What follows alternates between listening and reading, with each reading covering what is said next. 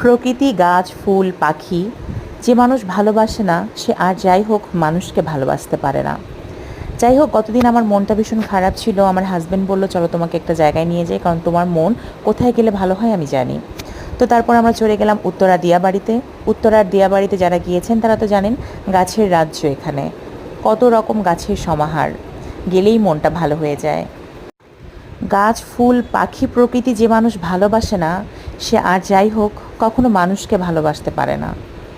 যাই হোক, গতদিন আমার মনটা ভীষণ খারাপ ছিল, তাই আমার হাজব্যান্ড বলছিল, চলো তোমাকে এমন একটি জায়গায় নিয়ে যাই যেখানে গেলে তোমার মনটি ভালো হয়ে যাবে, কারণ সে জানে আমি প্রকৃতি, গাছ কত পছন্দ করি। তো যাই হোক, আমরা পরবর্তীতে উত্তরা দিয়াবাড়িতে চলে গেলাম।